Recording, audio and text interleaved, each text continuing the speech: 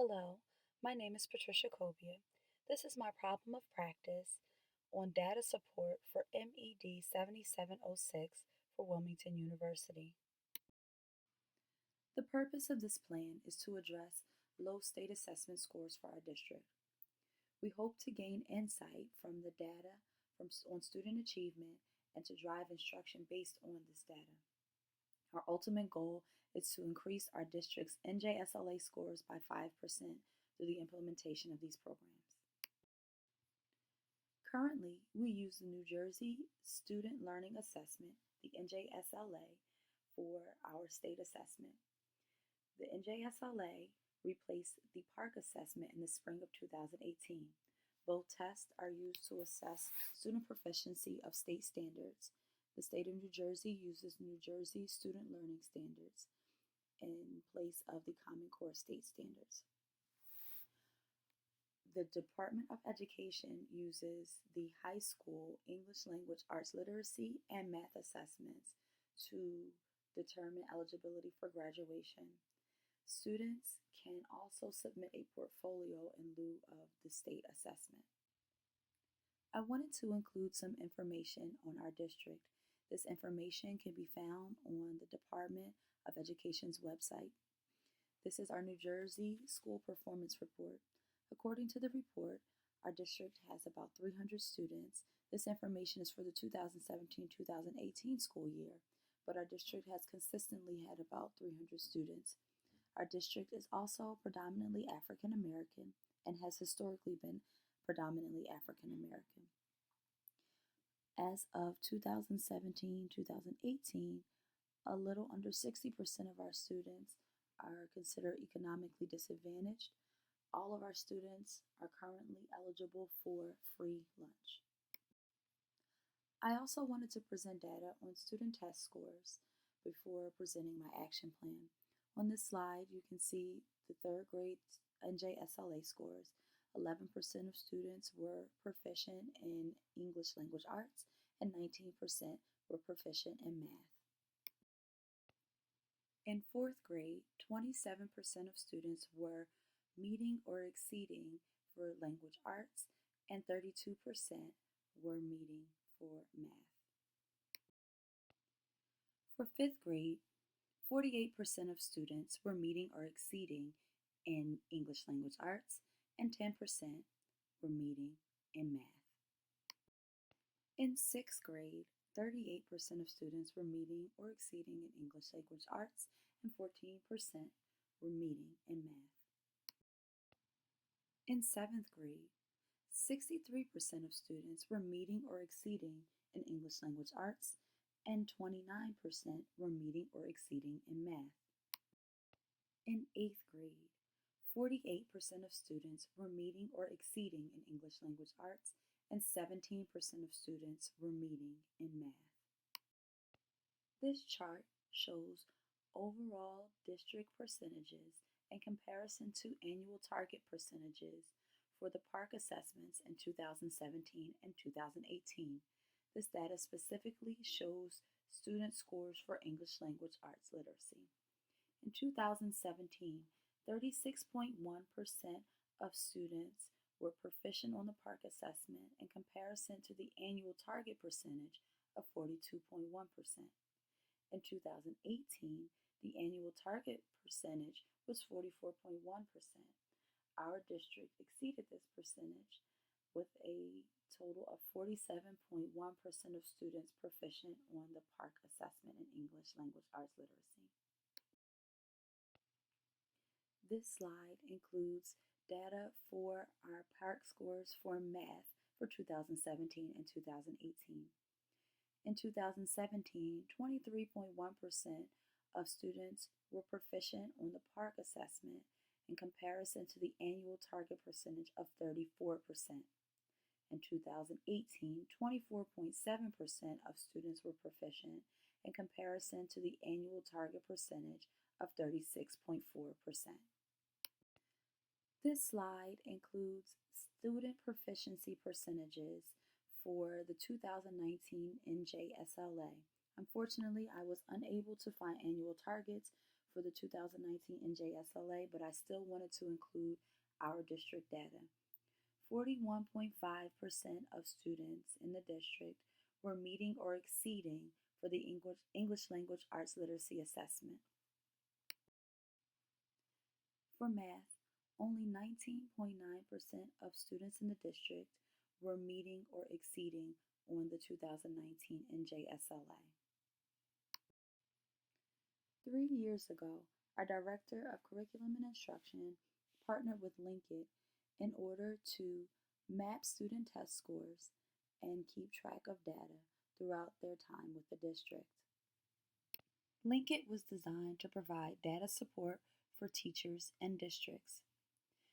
The benchmark assessments provide a direct correlation between student test scores and projected proficiency on state exams.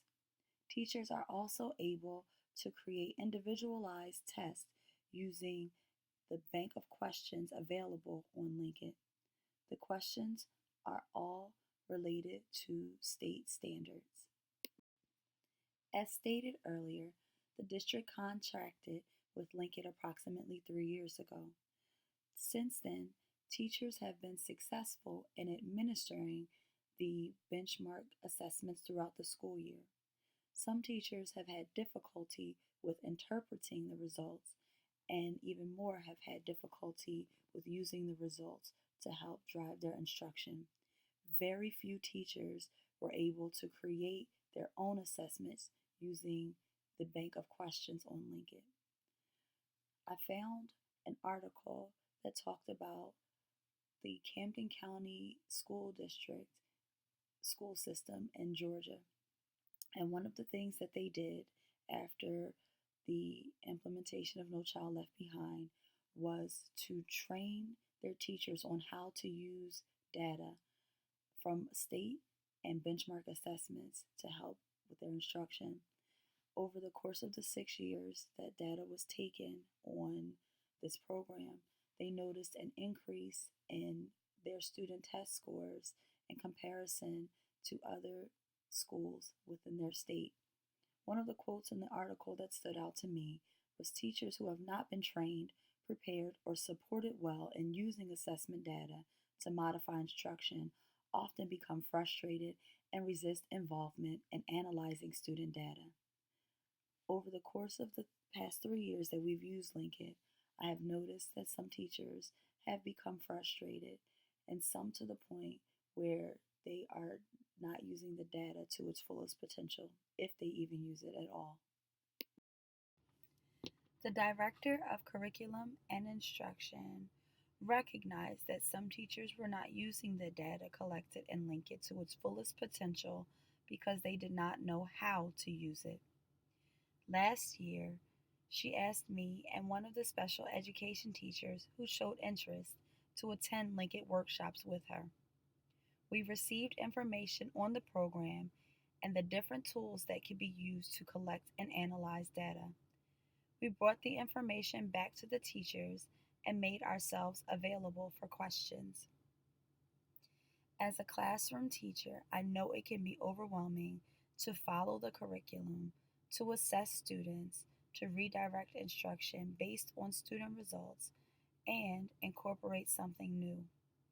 As a team, we wanted to make data analysis easier on teachers. Our goal is to analyze the student, state, and district benchmark assessment scores throughout the year in order to provide data and feedback for teachers. We would like to help the teachers to understand their students' scores and to use that information in their classrooms. Once a month, we will meet with teachers during the PLC staff meeting to discuss their data. This is an example of one of the charts available to teachers. The information on this chart is for the 8th grade Form A Linkit assessment for the 2019-2020 school year. Throughout the school year, students will take 3 benchmarks, the first one being Form A. The second one, Form B, is generally taken in January. And Form C is generally taken in April or May. This graph corresponds with the previous chart and shows the 8th grade standards in order of weakest to strongest based on the Form A assessment. After speaking with one of the teachers and presenting her with information, her charts and graphs for her current class for her Form A assessment, she was curious to see how her students from the previous year did on their Form A test. I pulled up the data to show her former students' tests from the end of last year and their beginning of the year tests for this year. She thought it was important to see this data to make sure that the instruction that she was giving was preparing her students for the next grade. These are the things that we will talk about in our PLC meeting with teachers when we give them their data to make sure that we are giving them the data that they feel they need in order to successfully drive their instruction.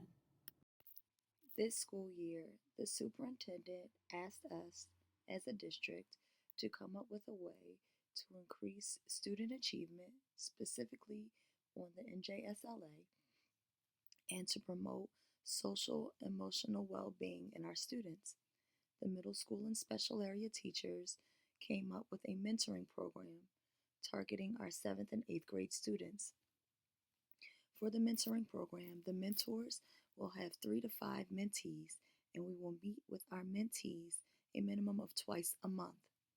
The members of the data team will provide the mentors with an individual sheet for each student listing their state assessment scores for the past 3 years, in addition to their Lincoln assessments.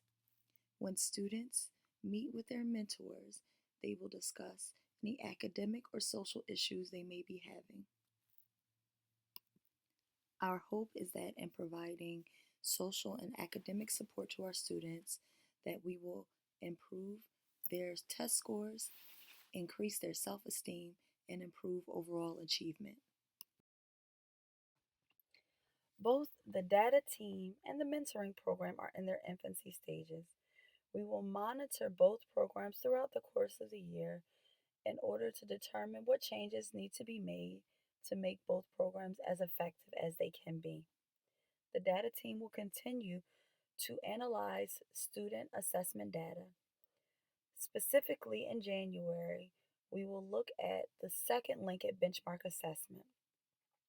We want to see if the number of students projected to be proficient on the NJSLA increases by 5% from the beginning of the school year to the middle of the school year. We will also check this data again at the end to see if the number of students projected to be proficient is 5% greater than the actual number of students proficient during the previous school year. We will continue to meet with teachers to discuss their data and generate ideas for its use. We want to continue to encourage teachers to assess students in between the benchmark assessments in order to check for standards growth. The purpose of the data team is to provide a support system for our teachers, and the purpose of the mentoring program is to provide a support system for our students. Our hope is that in providing these support systems that we will increase student achievement and attain our goals for this 2019-2020 school year.